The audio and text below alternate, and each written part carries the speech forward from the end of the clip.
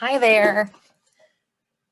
So this is my EDSC 241 course, which is characteristics of students with disabilities who access the general education curriculum. So for Module 3, I wanted to focus on utilizing one of the chapters that the students will be reading for next week into this assignment. So for week 3, 2.8, and 2.10, the chapter is centered on language characteristics of students with disabilities. So within their assignments, pretty much every Monday, they have what's called a chapter checkpoint. And so this is really because I want the students to be accountable for the text and the content that they're reading about so that they can actively utilize that prior knowledge when we actually talk about specific case studies and actual students. So within this chapter 10 tech point, I created a traditional checkpoint, which includes a number of different types of questions for the students. So for this, I provided one question that had matching, so that was 5 points. So again, being able to pair specific vocabulary to the definition. And then again, just fill in the blank, true, false, and then a short answer about common language difficulties. But then I wanted them to also have the opportunity to do an alternative option. So because this is a really vocabulary heavy chapter, I thought a mind map would be really appropriate. So what I did for this mind map was I created a checklist, which was part of the module 3 being provided an example of what a checklist was. So I thought that this would be an appropriate assignment to have a checklist. So within the mind map, these were the criteria that I used. So I wanted to give them different options.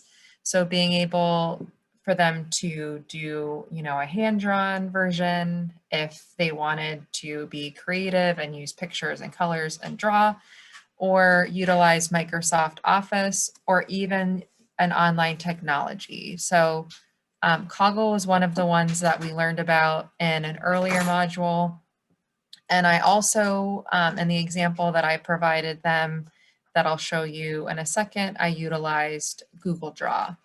So within these criteria, the first criteria is around just having the central concept of language characteristics and being able to distinguish the central idea to the subtopics and the related ideas. The second criteria is focusing on utilizing these key subtopics. And I also wanted to include the point values of those, and then the related ideas to those subtopics. So I did provide them some of the vocabulary, but when I was going through this with them, and I'll show you an example that I actually created, they could go further beyond just the subtopic and then the related ideas. So if they wanted to go further, they definitely could if they wanted to. So what I did too was I wanted to just create a very simple kind of example to get them started. So I wanted to just show them the central idea and then having these subtopics and then the related ideas. So I did actually show them that they could go further.